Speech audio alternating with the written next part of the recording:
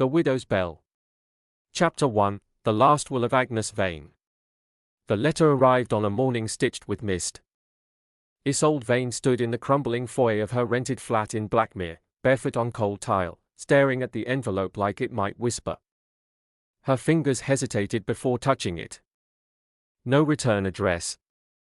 Just her name, inked in a careful, looping hand that sent a chill down her spine. Isolde Vane. The paper crackled as she unfolded it. Heavy parchment. Red wax seal, still unbroken. And beneath the seal, a sigil she didn't recognize, a bell, enclosed in a wreath of thorns. She had never met Agnes Vane. Her grandmother was a name spoken only in half sentences, always followed by silence or a sharp change in subject. Her father, when he was still alive, called her a woman of strange beliefs and dangerous rituals. Her mother had never spoken of her at all. But now, 10 years after her father's death and barely 6 months after her mother's quiet passing, Agnes Vane had chosen to make herself known. The letter was brief. Asterisk to the last of my blood. You are the heir to my name, my burden, and my house. The chapel stands. The bell waits.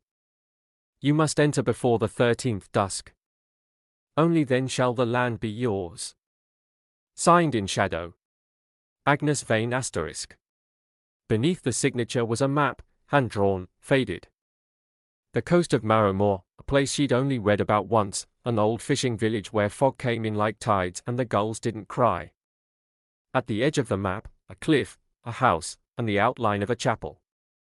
Isolde lowered the letter. The silence in her flat deepened. Outside, the clouds hung low, dragging shadows across the street like ghost shrouds. Something inside her whispered to burn the paper. Another voice, fainter, but steady, told her this was the reason she had always felt incomplete. That night, she dreamed of bells. They did not ring, they breathed. Chapter 2, Whispers in Marrowmoor. Marrowmoor was the kind of place that didn't appear on most maps, not unless you were looking for it. The road twisted as though carved by memory rather than design, bordered by fields left to rot and crooked trees that leaned just a little too far into the path. The sky had not been blue since she'd arrived, only shades of grey, bruised and brooding, like a storm that had forgotten how to end. Isolde's car rolled into the village beneath a low ceiling of mist, its tires crackling against gravel. There were no welcome signs. No people. Only silence, deep and thick as wool, pressing against the glass. The village itself was a huddle of weather-worn houses built from stone and salt-darkened wood. Most of the shutters were closed. The few windows that weren't revealed rooms empty of light, and once, she thought she saw a face, but it vanished before she could look again. The air smelled of damp earth, old seaweed, and something metallic beneath it all. Something that clung to her tongue like a taste she couldn't name. She parked near the old tavern, the only building that looked remotely open, and stepped out. Her boots hit the ground with a sound that echoed too far, like the village was listening. Watching. The sign above the door read, "The Hanging Lantern." It creaked gently in the wind, though there was no breeze. Inside, it was dim and close. The air was thick with pipe smoke and the distant trace of salt. A fire smoldered in the hearth, though no one sat near it. 2 old men nursed something amber in chipped glasses.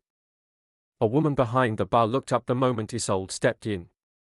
She was tall, with silver-streaked hair pulled into a knot, and eyes that had seen too much to be surprised. "You're her, then," the woman said, voice flat. Isolde hesitated. "I'm sorry?" "Agnes's girl." "I can see it." "In the jaw." The woman sniffed, like the thought left a bad taste. Didn't think she had the guts to name an heir. Isolde stepped closer. "I don't know what she meant by it. Only that I was told to come here." "About the house." "The chapel." At the mention of the chapel, the room changed. One of the men coughed violently and left his seat. The other stared at his drink. The fire in the hearth flared suddenly, though no wood had been added. The woman's lips thinned, her expression unreadable. Leave the chapel be, she said. I meant to spend a night there, Isolde replied. It's part of the inheritance. The woman's fingers clenched around the bar. Then you'd best not unpack. A silence fell between them, thick and growing heavier by the second.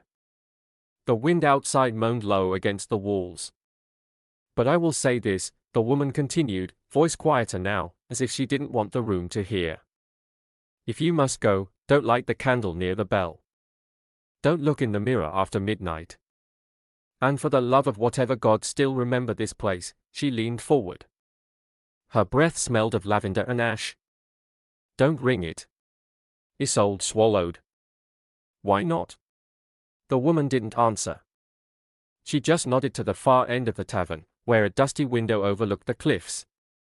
Through it, in the distance, silhouetted against the fog, stood the chapel. And in its tower, swaying though there was no wind, the outline of a bell. Chapter 3, The Sealed Chapel. The road to the chapel wasn't a road at all, it was a narrow track carved into the cliffside, overgrown with bramble and wet with sea mist. The wind howled in bursts like something alive, carrying the scent of salt and secrets. Isolde walked slowly, her coat drawn tight around her shoulders, boots slipping now and then on the slick, moss-covered stones. The village had vanished behind her, swallowed by fog and silence. Ahead, the chapel loomed. It rose from the cliffs like a broken tooth, crooked and defiant against the sky. The structure was small, no more than a single nave and a bell tower, its stone blackened by age and sea air. Ivy clung to its walls like veins, pulsing green even in the dead season. The windows were narrow and arched, their glass long gone, replaced with wooden planks and thick layers of grime. The gate was rusted shut. A crow cawed once from the bell tower above, then fell silent, as if it, too, was wary of what lay within. Isolde hesitated. The key Agnes had sent her felt too heavy for its size, cold even through the leather of her glove. She slipped it into the lock, an ancient, iron thing with flaking edges, and turned. A click. A creak. Then the door opened with a sound like something exhaling for the first time in years. The air inside was heavy and old. Not musty, but still, too still. Like a tomb. The light that filtered through the cracks was thin and pale, revealing wooden pews cloaked in dust, a stone floor stained in places with what looked too dark to be water, and at the far end, beneath a warped wooden crucifix, an altar draped in cloth that had long since faded to grey. Behind it, a stairway spiraled up toward the bell tower, and down into shadow. A candle rested on the altar. Tall. Unlit. The wax twisted like a spine. Next to it, something that looked like a mirror, but it was covered with a cloth, bound tight with a faded ribbon, as if someone had gone to great lengths to keep whatever was inside from looking out. Isolde took a slow step forward. The chapel creaked in response. Wind howled somewhere above, but it didn't seem to touch the inside. The moment she crossed the threshold, the door slammed shut behind her. She turned quickly, but no one was there. The silence returned, heavy as stone. Then, faint and distant, so soft it might have been imagined, she heard it. One low, echoing toll. Not from the tower above, but from beneath her feet. Chapter 4, The Bell That Shouldn't Ring. The toll echoed through the chapel like a ripple through water, low, deliberate, and impossibly distant, though it came from just below. Isolde froze, heart hammering in her chest, her breath held so tightly it felt like the chapel itself had stolen it. The sound hadn't come from the bell tower above, where the old iron bell still hung in silence. No, this tone came from beneath the stone floor, as though the earth itself were remembering. She listened. Nothing. Only silence again, thick and absolute, as if the sound had never happened at all. But it had. The air had changed. It pressed in on her skin, heavy with something ancient. Something awake. Isolde stepped cautiously between the pews, dust puffing up around her boots like ash. She reached the altar and ran her fingers over the cloth-draped mirror. The fabric twitched beneath her touch, like something underneath it had moved ever so slightly in response. Her skin crawled. She looked toward the back corner of the chapel, where a narrow stone stairway led downward into darkness. That had to be where the sound had come from. The steps were steep, each one worn to a dip in the center from generations of feet that had gone down, though, judging by the dust and cobwebs, not recently. The walls grew damp as she descended, slick with moisture that smelled faintly of rust and salt. She held her breath as she passed under an arched threshold carved with words half lost to time. The toll remembers. Beneath it, a small chamber opened like a wound in the rock.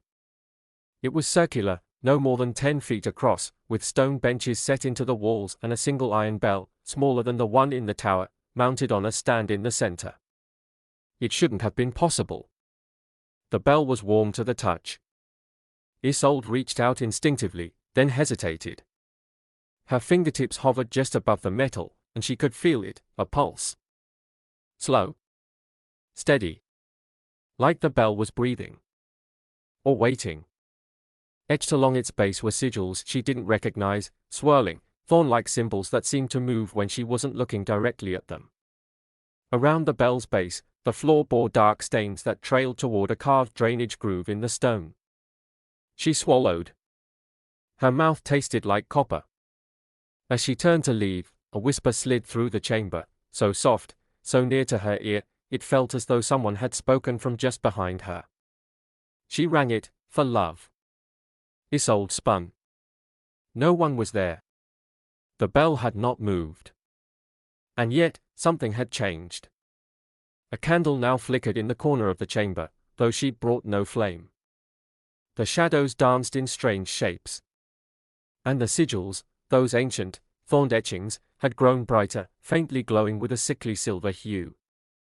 She fled back up the stairs, breath catching, heart racing, and didn't stop until she burst through the chapel door into the freezing wind. The sky outside had darkened to a deep, unnatural violet, and though the sun should have still hung high, it had vanished behind a curtain of black clouds. And as she stared back at the chapel's bell tower, something moved behind the slats. Not a bird. Not the wind. A figure. Still. Watching. Waiting for her to ring the bell again. Chapter 5, The Widow in the Mirror. The door groaned closed behind her. Isolde stood just inside the chapel again, breath shallow, the cold from the stone steps still clinging to her bones. Her pulse was an uneven beat in her ears, louder than the wind that howled beyond the chapel walls.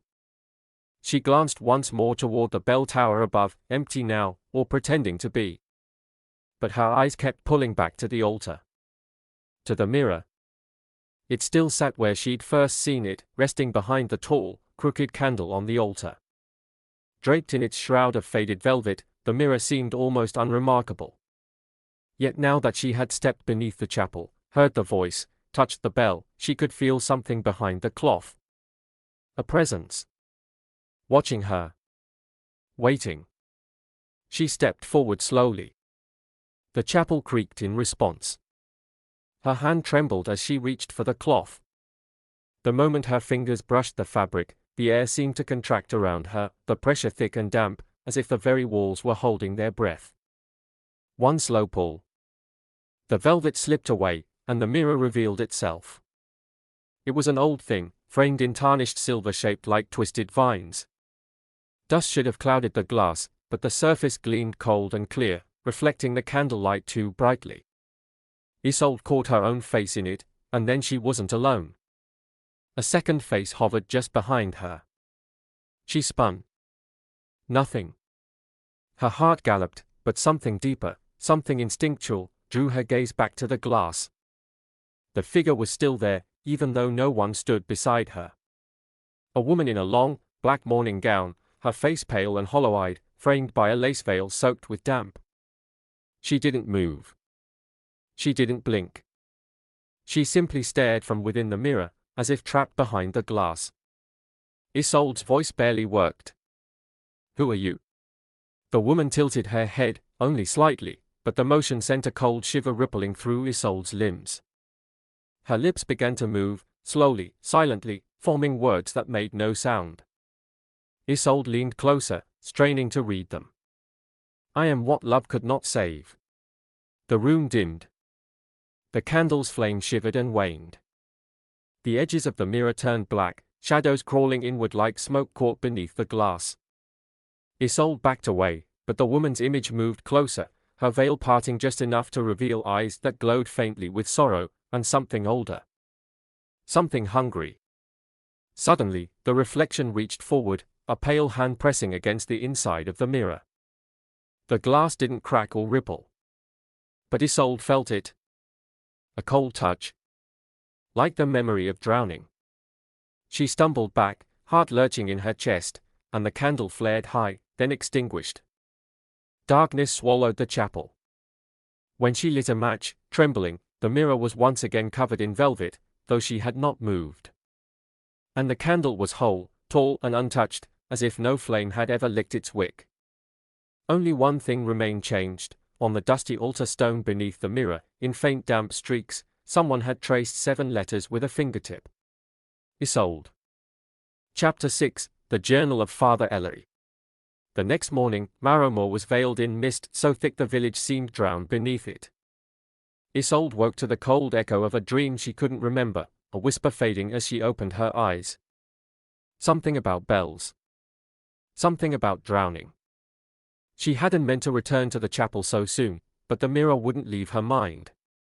Neither would the name scrawled in moisture on the altar. Her name.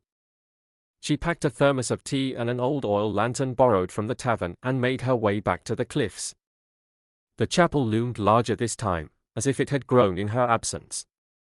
The bell in the tower hung still and heavy above her, but she no longer trusted silence. Not here. The chapel's air felt even colder now, sharper, as though the walls themselves disapproved of her return. But something pulled her forward, some invisible thread tugging at her bones. Past the mirror. Past the candle. Down into the crypt once more.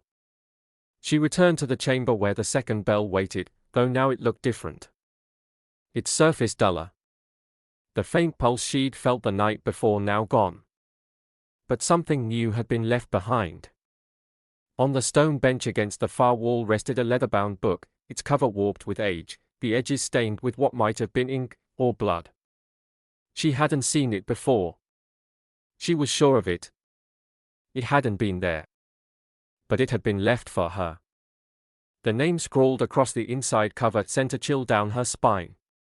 Father Ellery Albrecht. Dated 1883. The priest who vanished. Her hands trembled as she turned the pages. His handwriting was sharp and slanted, growing more erratic with each passing entry. Most of the journal was mundane, accounts of sermons, records of sea burials, strange dreams. But then, buried near the center, a shift. The widow has returned. She waits by the cliffs in her veil of salt. The villagers say she is a ghost, but she is more than that. She is memory. She is grief given form. She asks for one thing, the toll. Just one. A bell rung with intention. With love. With sacrifice. Isolde read on, heart thundering. I have grown fond of her. Though I should not. Tonight I perform the rite of severance. I will ring the bell for her. I do this not for God, but for her release. For her peace. Then, nothing. The rest of the pages were blank. As though the act had ended the writing. Or the writer. Isolde closed the book, the weight of its silence pressing against her chest. The priest had tried to break the curse. But he had never returned. Neither had the widow. The candle in the crypt guttered, though no draught stirred. She turned to leave, but the bell behind her gave a single, soft chime. Not loud. Not echoing. Just enough to say, I heard that. She didn't run. Not this time. But as she climbed the stairs, she felt the air shift behind her. Like someone, or something, was ascending with her. Back in the chapel's nave, the mirror remained covered. But the cloth was damp. And pressed against the inside of the glass, visible through the velvet, was a handprint. A woman's. Small. Fragile. Facing inward. Chapter 7, A Veil of Salt and Mourning. That night, the sea roared louder than usual. Even from her window above the Hanging Lantern Tavern, Isolde could hear the waves crash against the cliffs as if they were trying to claw their way inland, each blow heavier, angrier. The mist had thickened into a suffocating blanket, rolling through the streets like a living thing. The air tasted briny, sharp, and beneath it all was the faint scent of something older, iron, rot, sorrow. Sleep did not come easily. When it finally did, it brought no peace. In her dream, Isolde stood at the edge of the cliff near the chapel, barefoot on the cold, damp earth. Fog swirled around her ankles, and the sea below churned with a strange luminescent glow, like the water itself had swallowed the stars. The chapel door stood open behind her, though she hadn't opened it. And then she saw her. The widow. She emerged from the mist like a memory unburied, her dress black and trailing behind her like seaweed, her veil plastered to her face by ocean spray.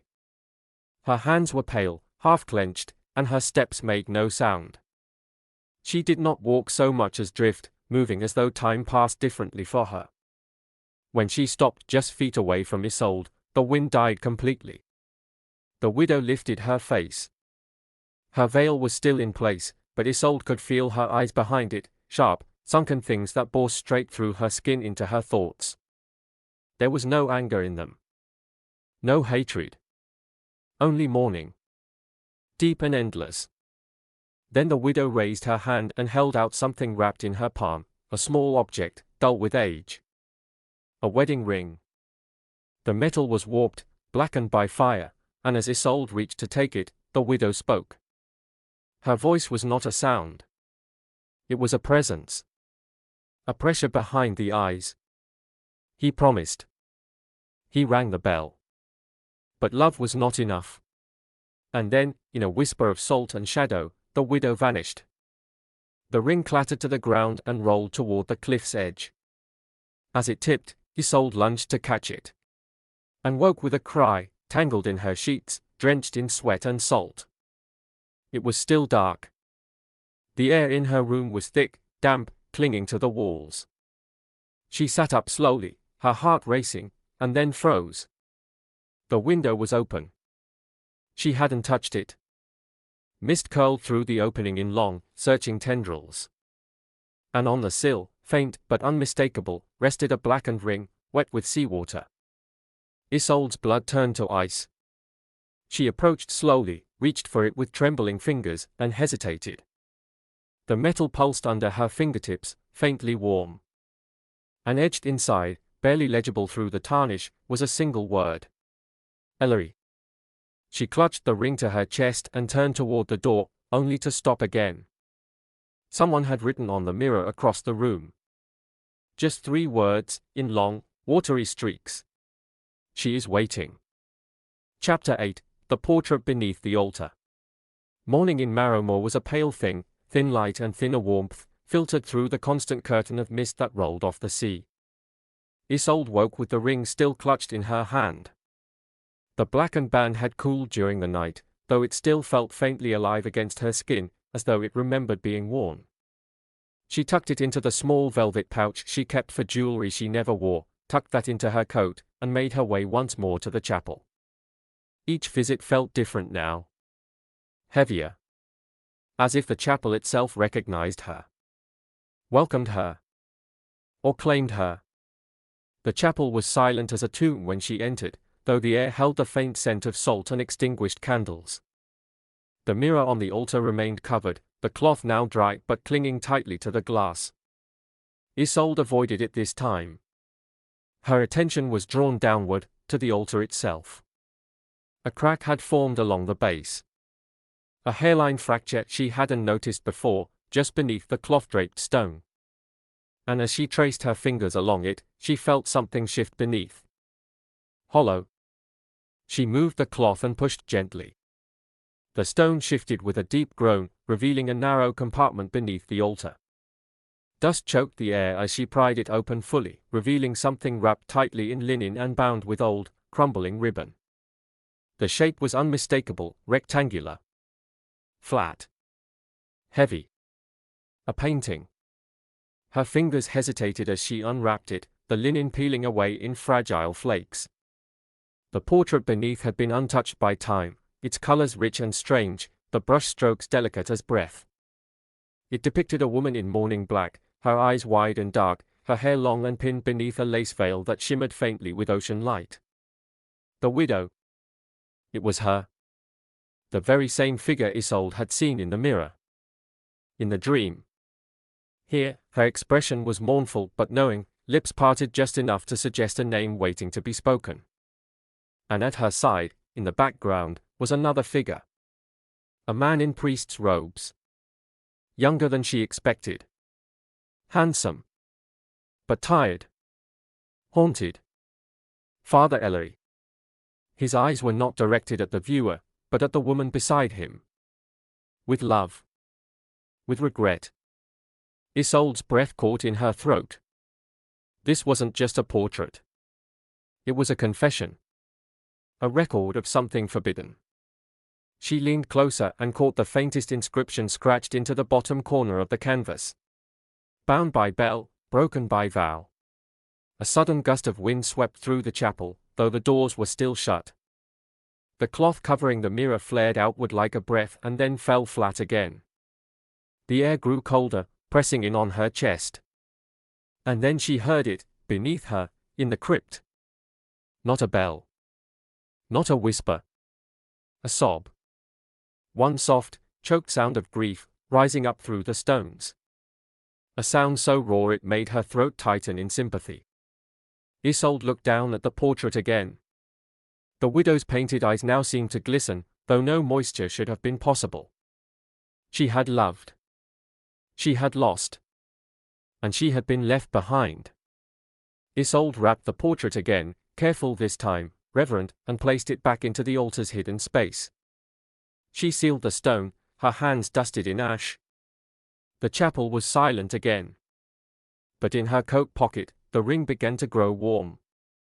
And in the corner of her vision, the mirror cloth twitched once more. Chapter 9, Voices from the Belfry. The sky above Marrowmoor bruised as evening fell, smeared in shades of violet and ink, threaded with the faintest gleam of a sickle moon. The sea, restless and brooding, crashed against the cliffs in a rhythm that echoed like breath, like warning. The villagers had shuttered their homes early that day. Windows were dark. The streets were abandoned. Even the tavern door had been bolted shut by dusk. But the chapel waited. And something within it had begun to stir.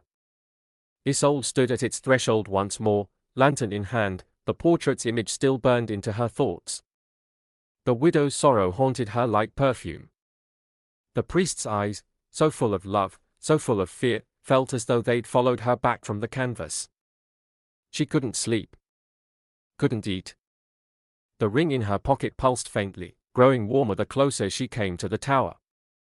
Tonight, she would climb. The belfry staircase was older than the rest of the chapel, narrow stone steps, worn to a hollow groove in the center. As she ascended, the air grew colder, thinner. Dust danced in the beam of her lantern like ash.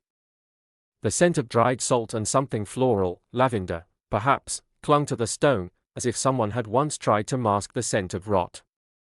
Halfway up, she heard it. A voice. Soft. Ragged. Carried on the wind that shouldn't have reached so high. Ellery. She froze. The voice was faint, female, cracked with grief, threaded with hope. It came not from above, but from within the walls. Isolde pressed her hand to the stone, heart pounding, and for the briefest second, it was warm. She continued upward, each step slower than the last. At the top, the belfry opened into a small octagonal chamber. The iron bell loomed in the center, suspended by thick beams blackened with age. Cobwebs clung like lace to the ceiling, and the wind whispered through the narrow slats high above. And then, in the shadows near the bell rope, she saw them. Footprints. Not ancient. Not dusty. Fresh. Bare. She stepped closer, raising the lantern. The air near the bell was colder than the rest of the chapel, unnaturally so. Her breath puffed visibly.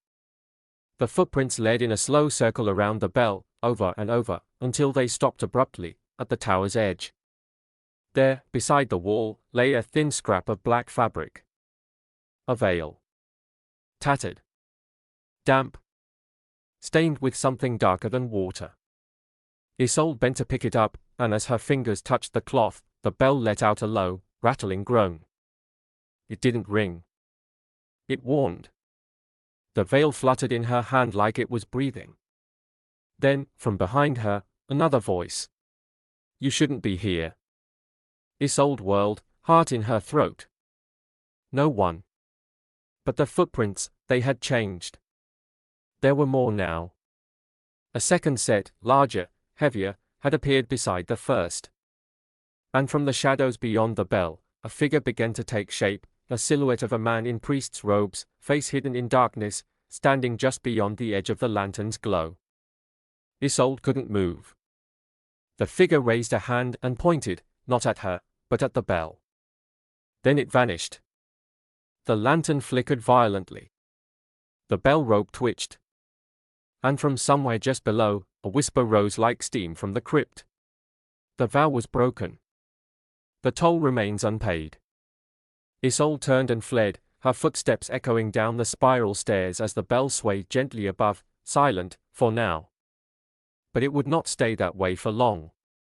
Chapter 10, The Journal's Final Entry. Isolde did not return to the inn that night.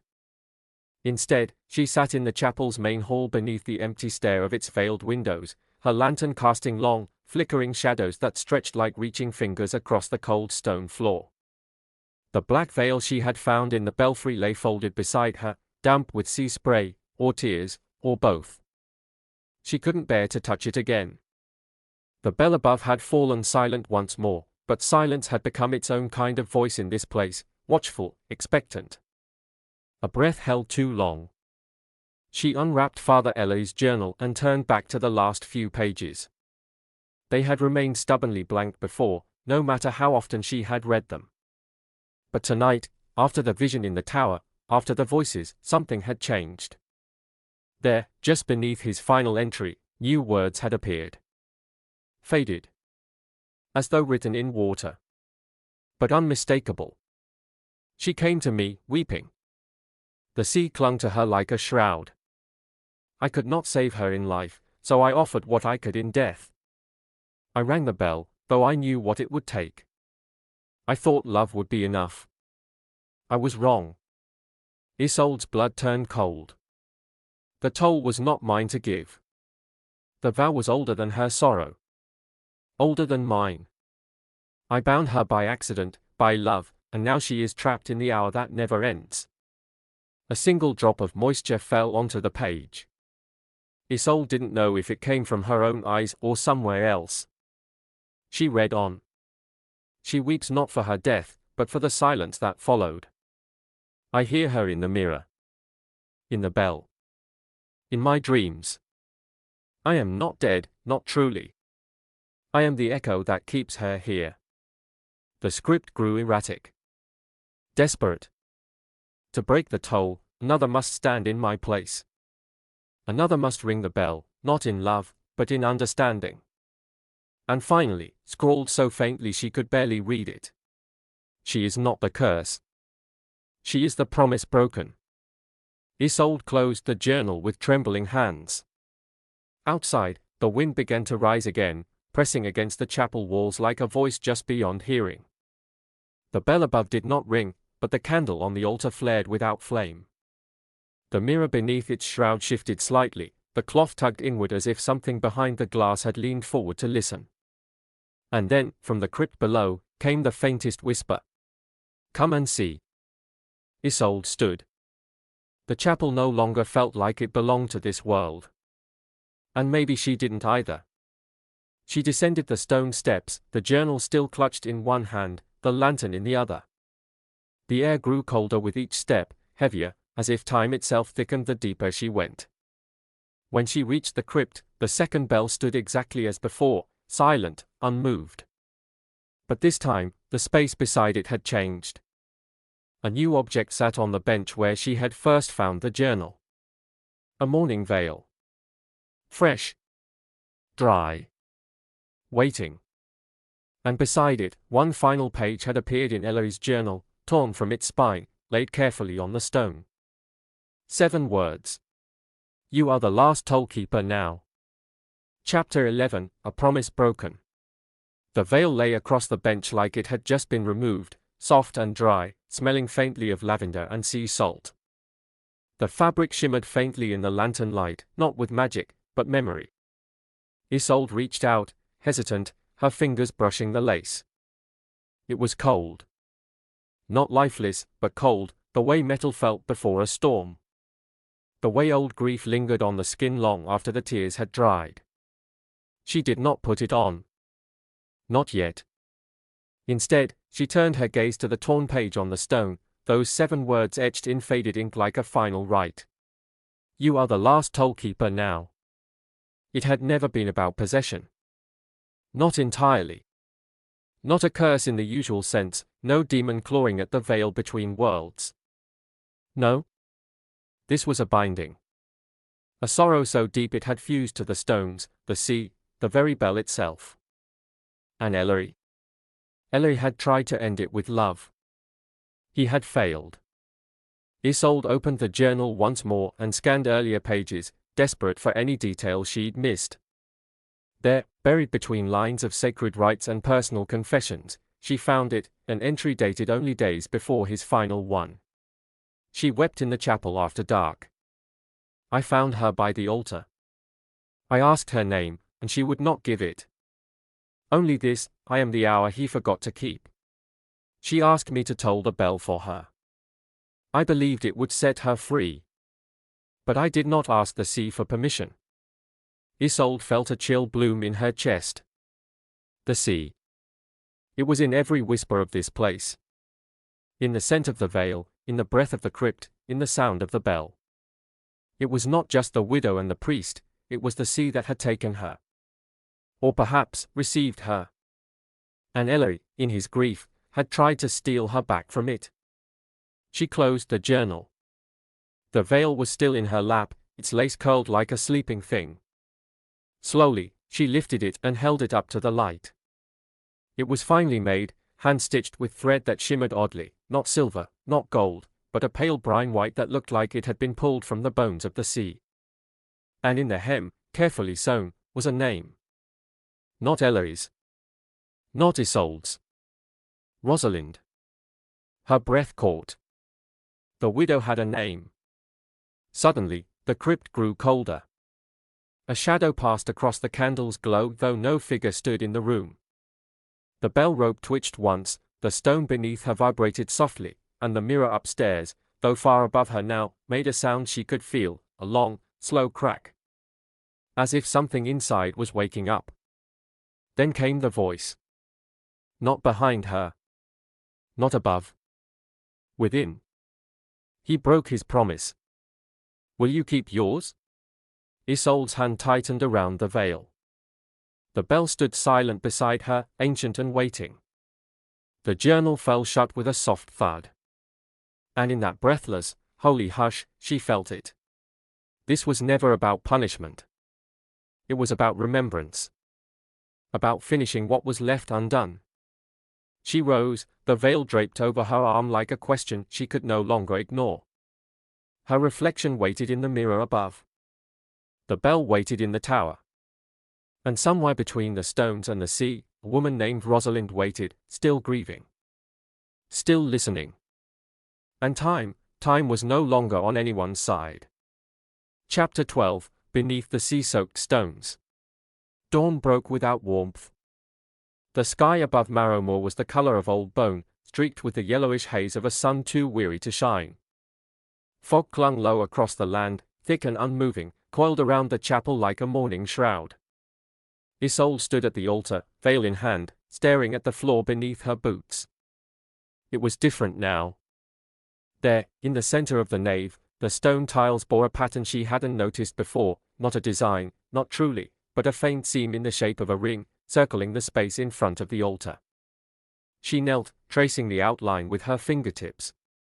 The edges were thin, worn smooth by time, and as she pressed along them, something shifted beneath her hand. A click. A breath.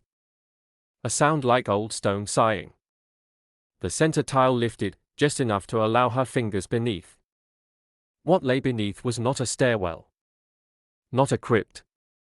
Just a pit of earth, dark, damp, and heavy with the scent of salt and decay.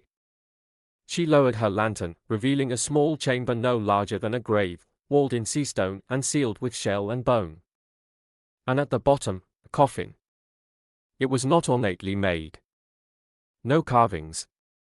No name. Just a rough box of waterlogged wood, bound with thick iron bands that had corroded to near rust. Seaweed clung to its edges like hair. But it wasn't the sight of the coffin that made Isolde's breath falter. It was the chain. A single iron chain ran from the coffin to the wall of the pit, bolted to the stone as though someone, or something, had needed to be held in place. As if death alone had not been enough. She climbed down slowly, the damp wall scraping her palms, the air growing colder the deeper she descended. The sound of her heartbeat echoed in her ears like a drum.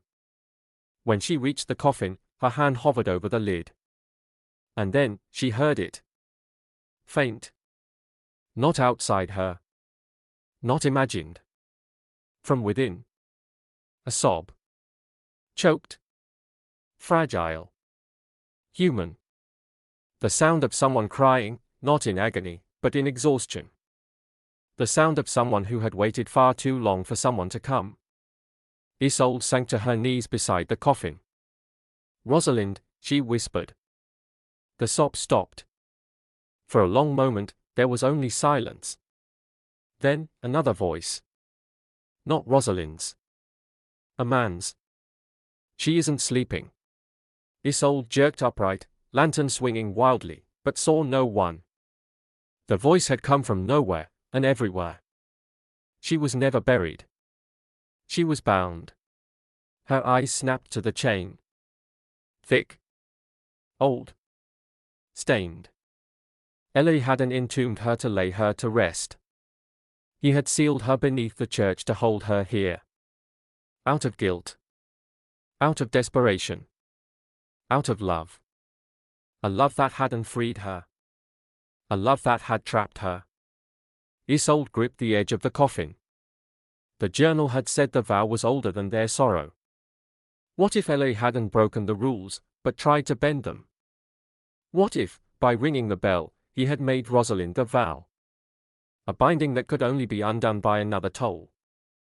Not one of love, but of release. Of surrender. Her eyes filled with tears she hadn't realized were coming. "I'm sorry," she whispered. The coffin creaked. Not opened. Just shifted. The sob returned, stronger now. More desperate. And then the words, low and wet, rose from within. "Please, remember me." Isolde climbed from the pit with shaking limbs, leaving the veil behind in the darkness. She sealed the floor once more, the stone clicking back into place as if it had never moved. But the air in the chapel had changed. It hummed. Soft and mournful. Like a lullaby sung by the sea. And beneath the floor, beneath the altar, beneath the stone soaked in salt and silence, Rosalind wept. Still waiting. Still bound. Chapter 13, Letters Never Sent. The fog lingered into the afternoon, clinging to the windows of the hanging lantern like something alive. The villagers remained indoors. The silence that had always cloaked Marrowmoor had deepened, thickened, watching her now, not just following. Isolde felt it in the weight of her own footsteps as she returned to the chapel. In the way the mist curled around her wrists like fingers. In the way the key turned more easily in the chapel door. The building no longer resisted her. It expected her. She passed through the nave without lighting her lantern, the pale, watery light from the windows above just enough to guide her.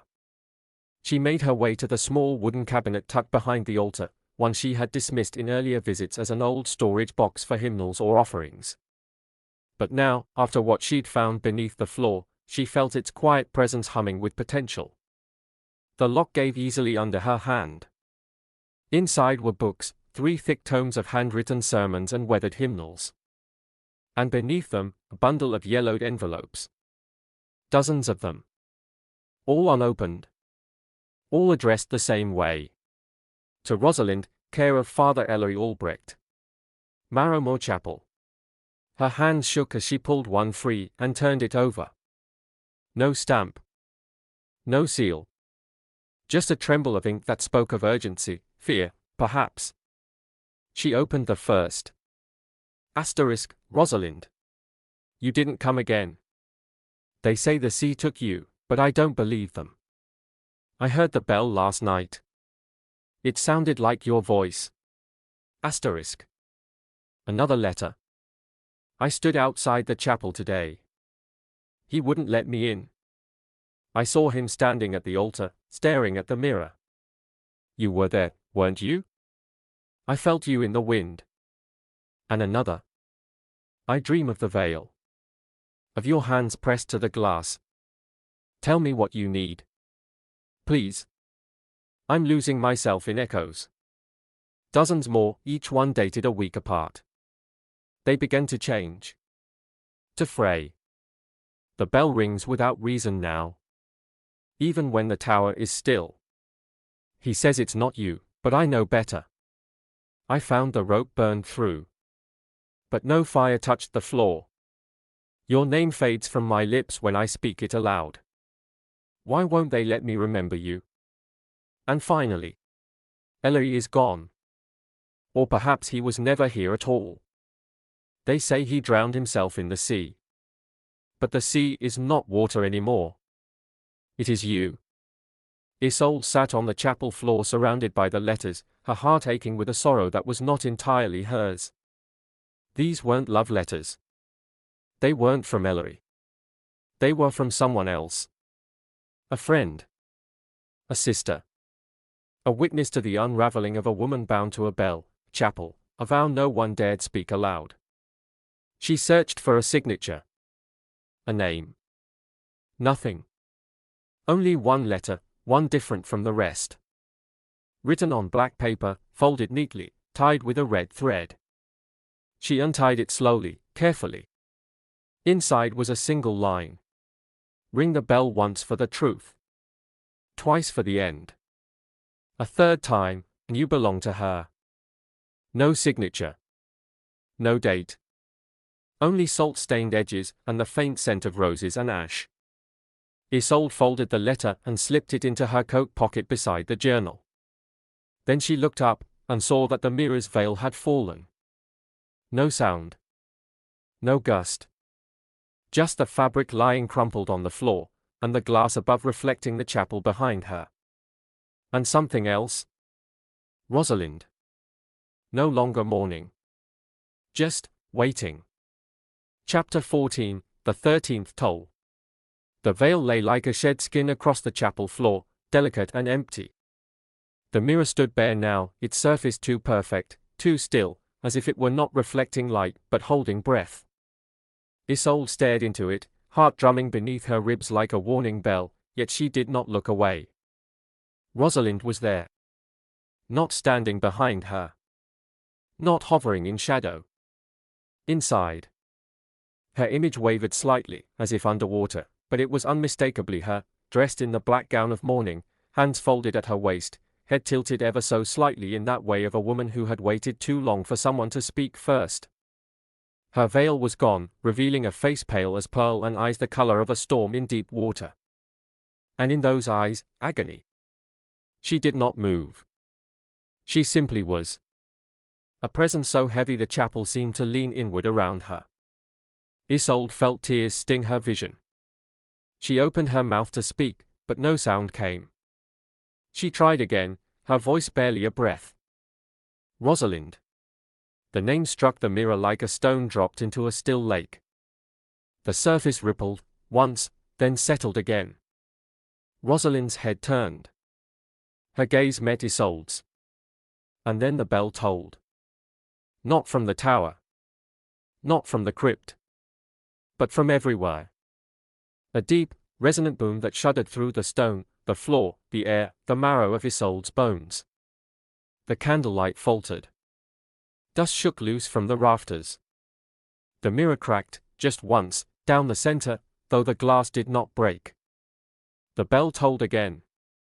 A second time. Slower. Lower. The very pews groaned, as though remembering the weight of weeping. And then came the third toll. But it did not ring. It screamed. A sound so raw, so aching, that it tore through her like ice. Not a chime. Not a note. A wail, metal and thunder and grief all folded into one unbearable cry. The glass in the window spiderwebbed. The mirror turned black. The chapel went still. And then. It was no longer the chapel. The walls had shifted, stretched. Time unspooled. The altar was whole again. Fresh white linens. Candles burning clean. The pews were full, filled with faces Isolde did not know, all in black, all unmoving. A funeral. She was standing in the middle of a funeral. A woman knelt at the altar, Rosalind, veil back in place, her shoulders trembling. A priest stood beside her, Ellery, younger, unburdened by ghosts, his hand hovering just above hers, his face broken with indecision. And in the rafters, unseen by all but Isolde, the bell swayed. She watched, paralyzed, as Ellery turned toward it.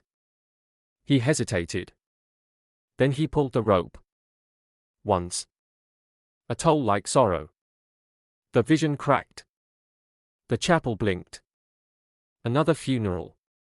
Same altar. Same pews. But no priest. No mourners. Only Rosalind, standing now, alone, her face tear-streaked, her dress stained. The bell already in motion above her. And in her hand. A letter. She laid it on the altar. And disappeared. Back in the present, the chapel snapped into place like a noose tightening. Isolde gasped, the sound loud in the sudden silence. The mirror was shattered. Not in glass, but in meaning.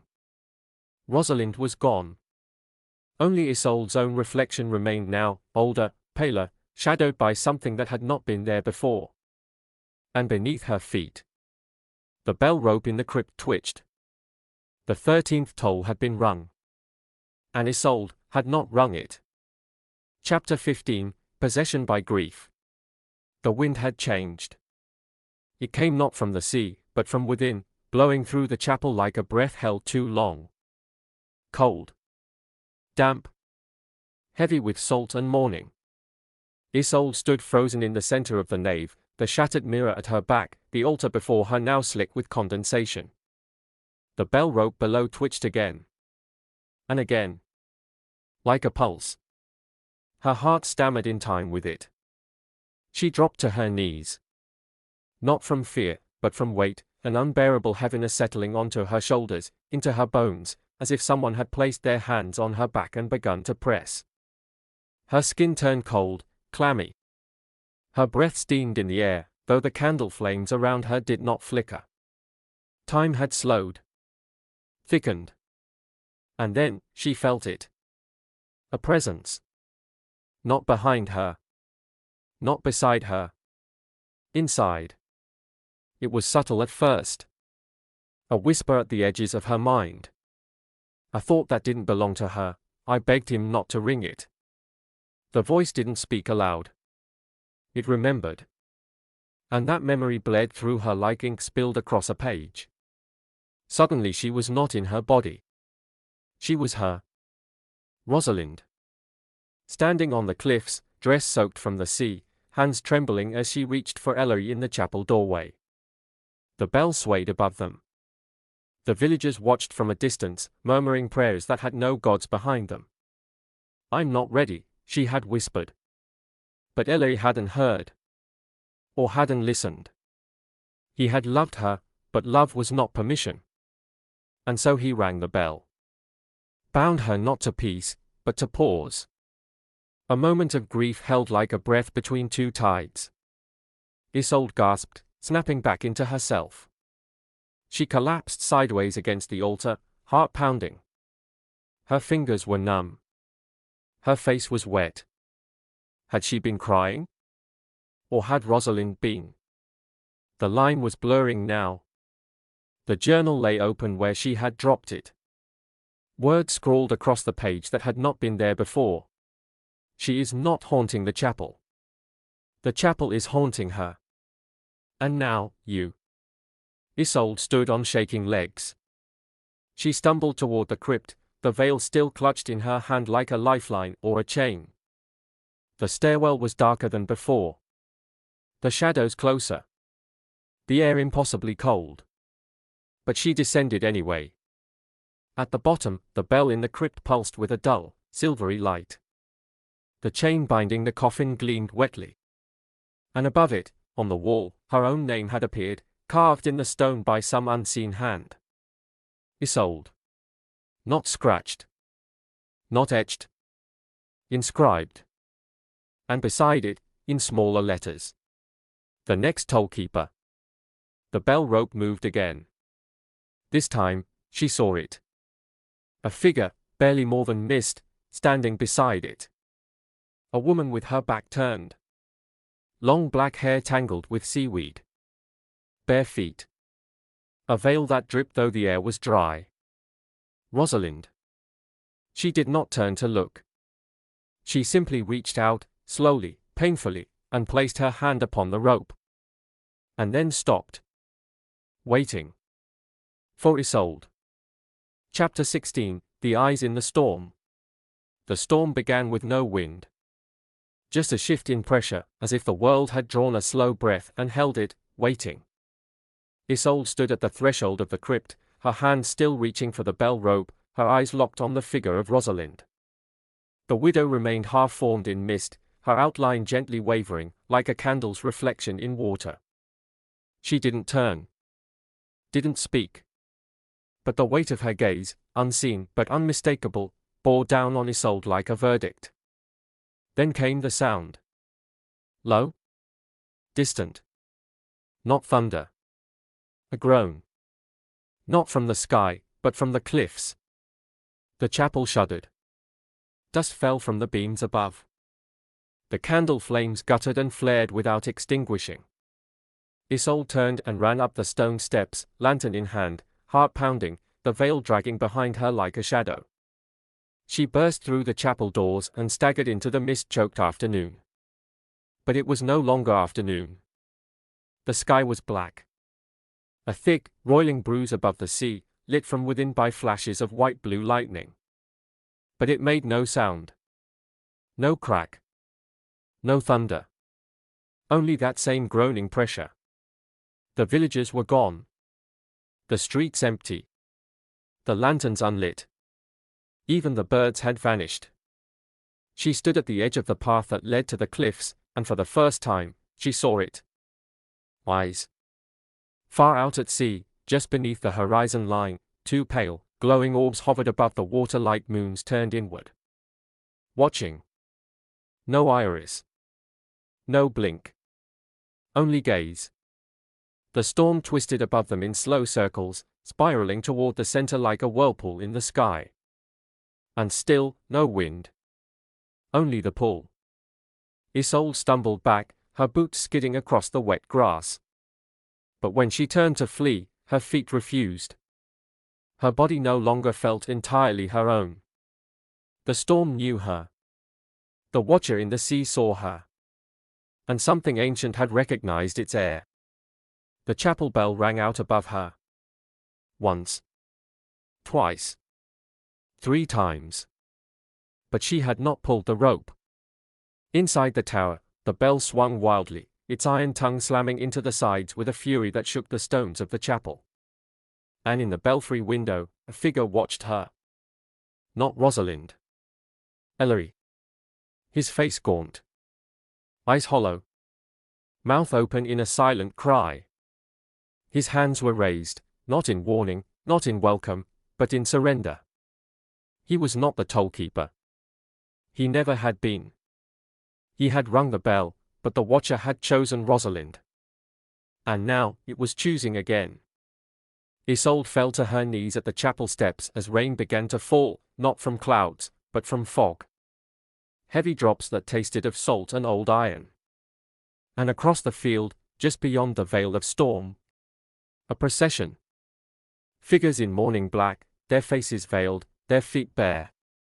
They emerged one by one from the mist, walking slowly, silently, toward the chapel.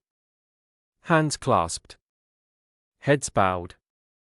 Each one bearing a candle. Each one bearing a name.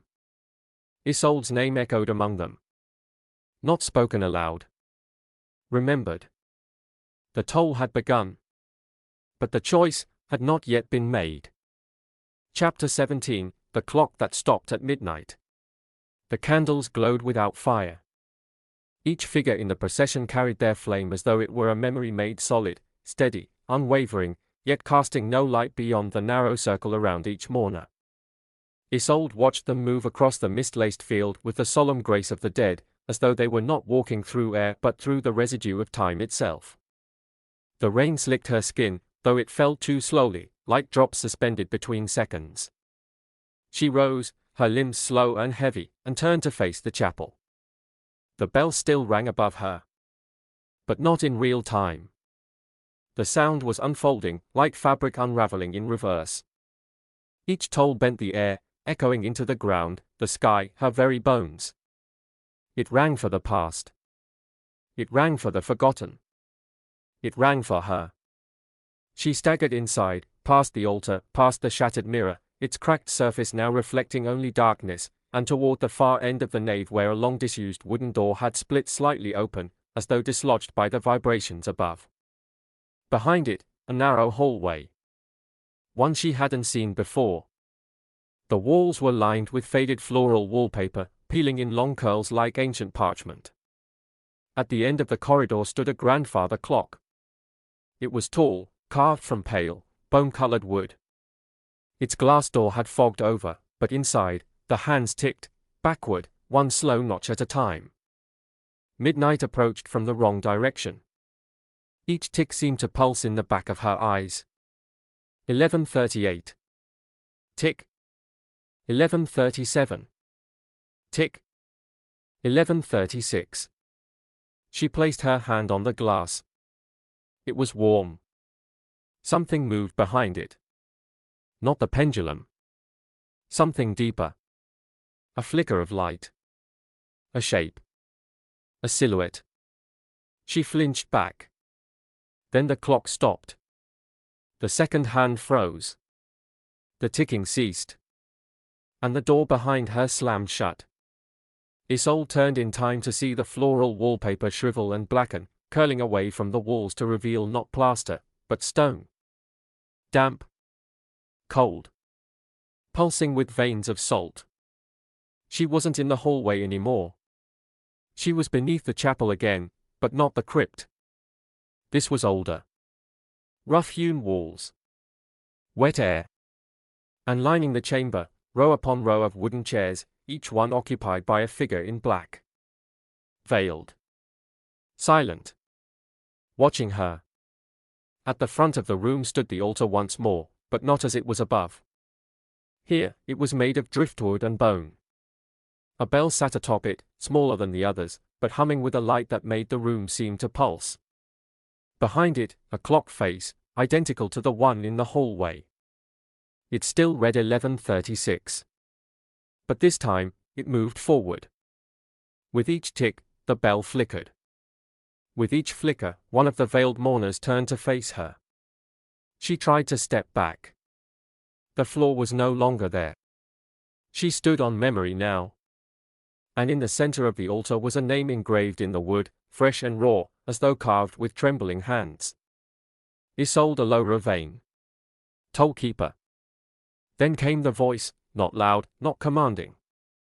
Just true. You must finish what he could not. She turned. Rosalind stood beside her, not veiled now, not mist, but whole. Beautiful. Broken. She did not weep. Her eyes were dry. But her soul was drenched. He stopped the clock. But the vow was older than love. Now, the bell waits for you. And behind them, the chapel bell tolled again.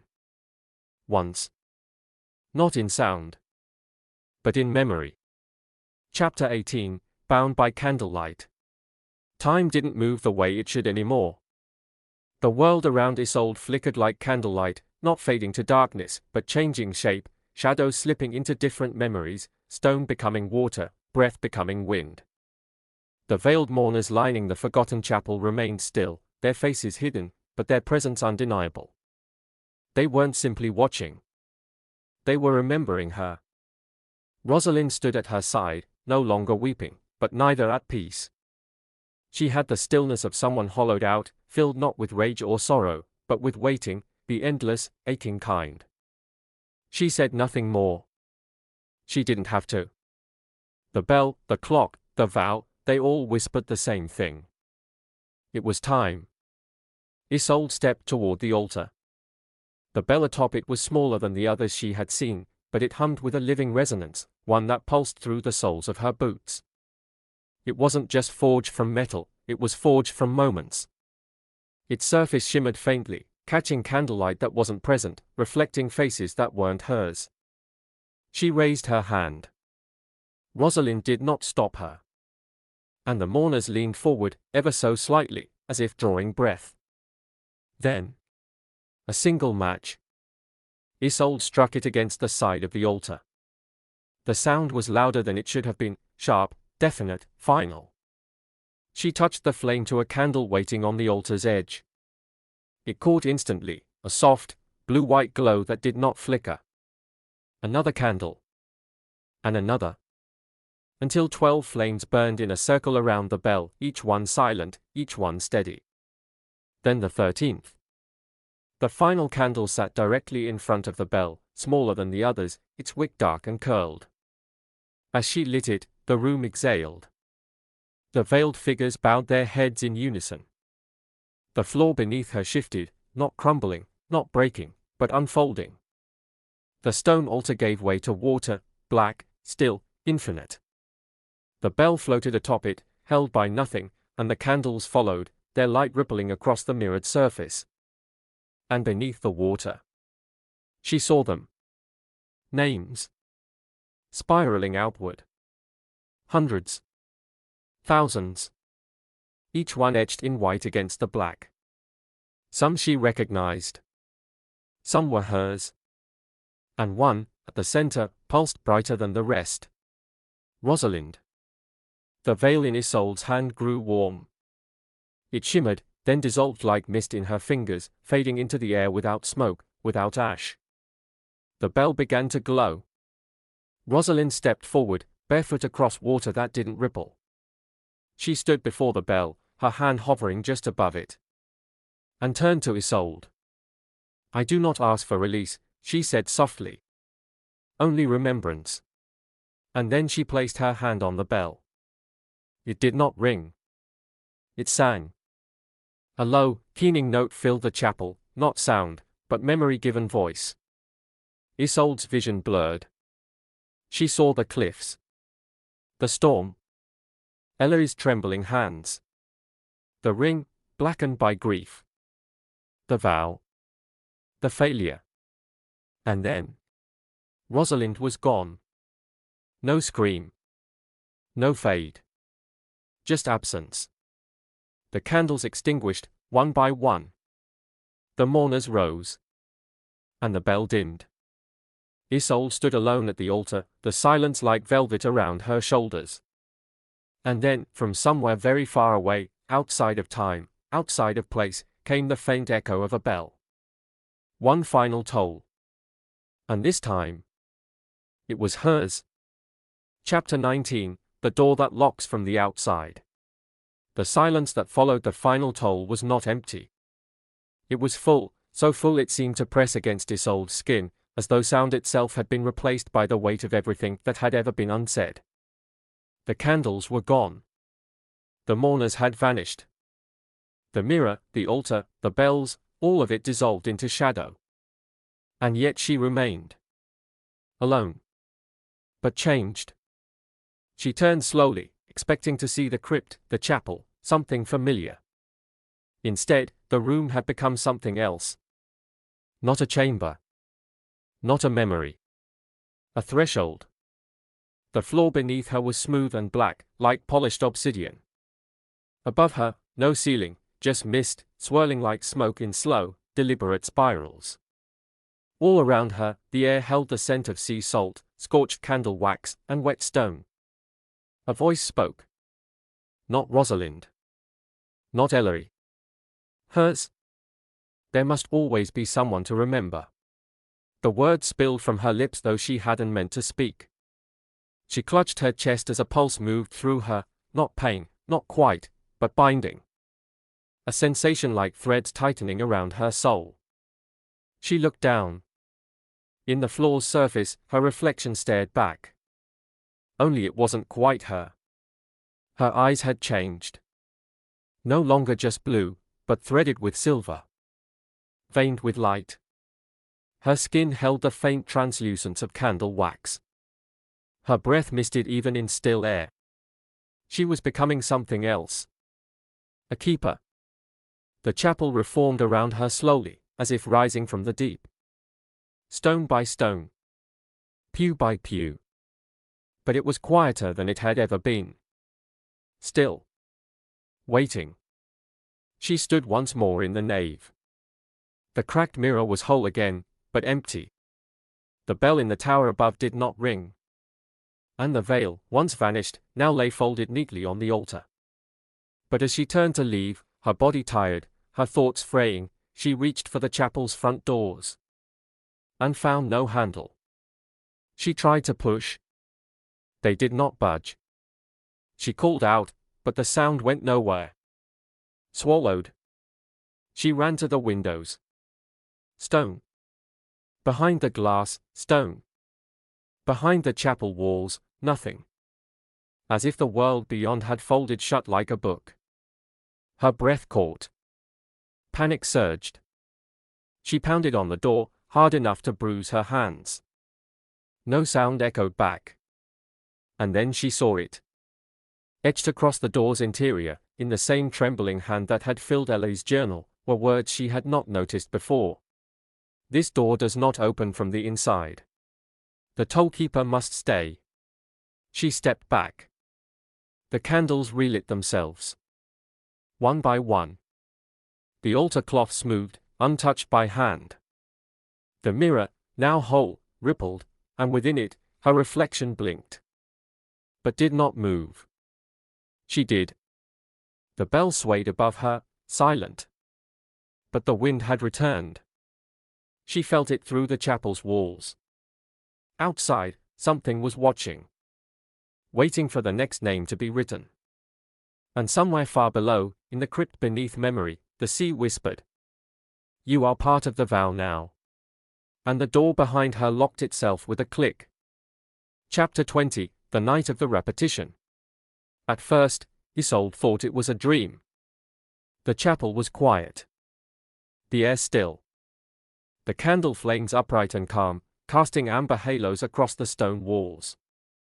She lay on the chapel floor, her cheek pressed to cool flagstone, eyes unfocused. For a long while, she didn't move. Didn't blink. She simply breathed, shallow, slow, uncertain. Then the sound came. Soft. Too soft. A clock ticking. She sat up, every bone in her body aching with a cold that had settled not into her flesh but her memory. She turned toward the altar, where the mirror stood clear and clean, its surface unbroken. It reflected the chapel perfectly, every pew, every grain of stone, every flicker of flame. Except her. She cast no reflection. She rose slowly and crossed the chapel, her steps quiet as breath. When she reached the altar, she placed her hand against the mirror. It felt warm. Familiar. And then, the clock struck 11. The sound echoed from nowhere and everywhere. A slow chime. Then another. Then another. 11 o'clock. Again. Just as it had when the veil first fell, when the vow first stirred, when the bell first remembered. Isolde turned, dread crawling its way up her spine like frost. The chapel had changed. Not visibly. Not entirely. But subtly. The dust had returned to the pews. The candle wax had not yet dripped. The cracks in the mirror were gone. And outside, though she could not see it, she knew in her blood, that the mist was thickening again. A voice spoke from the shadows. Not Rosalind. Not Ellery. Someone else. A woman. Younger. New. I didn't mean to come here. Isolde turned. A girl stood in the entryway, soaked with rain, eyes wide, coat clutched tight. She looked too modern, too alive, too now. But her steps were hesitant. Familiar. She held a letter in her hand. Isolde's breath caught. The girl stepped farther into the chapel, unaware that she was being watched. I'm here for the inheritance, she whispered. Agnes Vane. My grandmother. Isolde stepped back into the shadows. And understood. The vow hadn't ended. It had reset. But something had changed. Because the girl now entering the chapel, she didn't look like a stranger. She looked like a version of herself. A moment. A possibility. A beginning again. Because the vow didn't just require a tollkeeper. It created one. Mold her from memory, grief, and choice. And when Isolde stepped forward, the candlelight did not flicker. But the bell above swayed once. Only once. And the girl paused at the altar, staring at the mirror. Where now, finally, Isolde was reflected. But Rosalind was not. And behind the girl, outside, the sea began to whisper again. One toll. One keeper. One memory. The cycle had returned. But this time, Isolde was ready. Chapter 21, The Widow's Choice. The girl stood before the altar, uncertain, clutching the faded letter like it might shield her from the weight of the air. She was younger than Isolde had been when she arrived, barely 20, perhaps, her damp boots leaving faint prints on the chapel floor. Her breath puffed in soft clouds. Her name, Isolde knew instinctively, was Clara. Clara Vane. Another Vane. Another toll. Isolde watched from the shadows behind the pews, her body no longer bound by the rules of the living. She moved like a thought, unnoticed, unseen, but not powerless. She remembered what Rosalind had once been, the vessel of the vow. The one chosen, not asked. The memory made flesh, then trapped. Ellery's grief had become her prison. His toll had become her cage. But Rosalind had made a choice. Not to be free, but to be remembered. And Isolde, too, had made a choice. To remain. The bell in the tower above stirred, though no rope had been pulled. Clara flinched. She approached the altar. Her reflection shimmered in the mirror. Whole. Nervous. Still entirely her own. She reached out, just as Isolde had once done, and touched the surface. And it cracked. A single hairline fracture split across the glass, just enough for something to feel. A whisper passed through the chapel like breath. Not yet. The voice wasn't Clara's. It wasn't Isolde's. It was Rosalind's. Isolde turned toward the altar, the veil she had once worn now hanging over the back of the wooden chair behind it. Clara hadn't seen it yet. But she would. And then the cycle would begin again. Unless. Isolde stepped into the light. The candles flickered. Clara gasped, turning, eyes wide, her mouth parting to speak. But no sound came. She was seeing something she did not understand. And yet, she didn't run. Isolde raised her hand. You can choose, she said softly, voice echoing like a memory across a long hallway. You don't have to become me. Clara's brow furrowed. Her fingers loosened around the letter. What is this place? She whispered. Why did she send me here? Isolde stepped closer. To finish the vow. Or to break it. She gestured to the altar. The bell sat cold. Silent. The mirror was cracked, but not shattered. The bell will toll whether you touch it or not. The vow is old. Hungry. It wants memory. But memory, she said, can be rewritten. Clara glanced at the veil. Then back to Isolde. What happens if I don't ring it? Isolde exhaled, a sound like candlelight dimming. You forget. You leave. You go home. But part of you stays. What happens if I do? She paused. Then said the truth. Then I go free.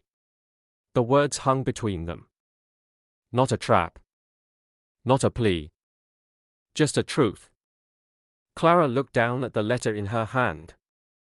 The parchment had gone damp, edges curling, ink bleeding slightly, but the name remained. Agnes Vane. And below it, a second name. Written in a different hand. Isolde. Clara dropped the letter. And turned to the altar. You remember her, she said. Not a question. A statement.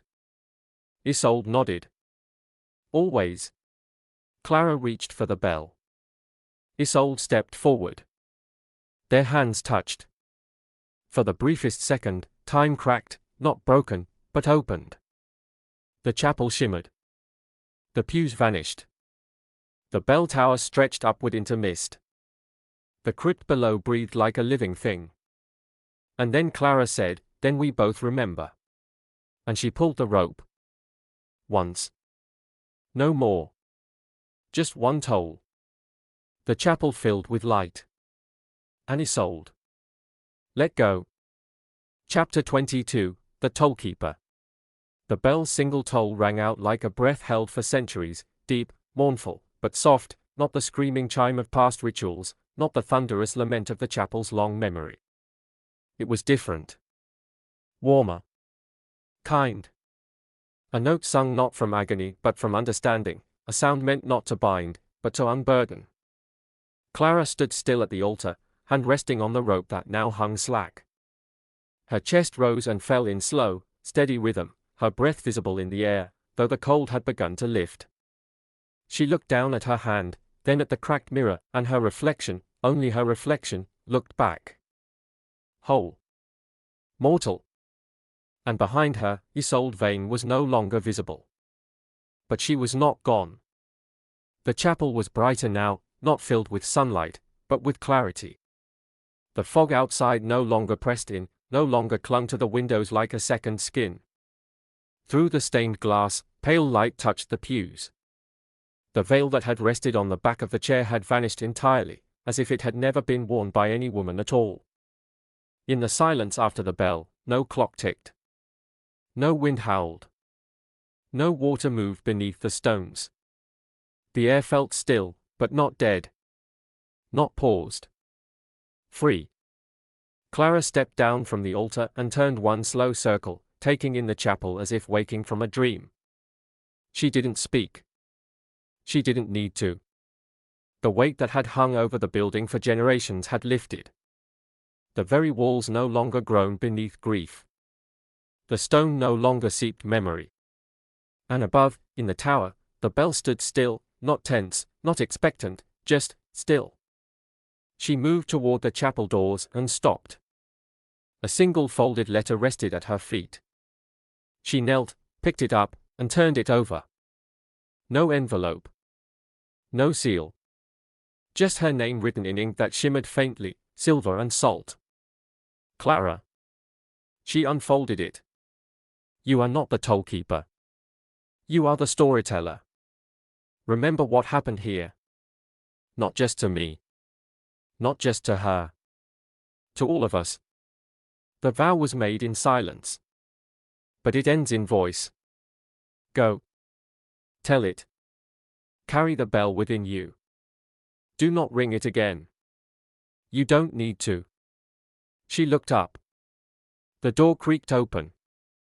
From the outside. Sunlight poured in, not strong, not radiant, but real. Gold through the mist.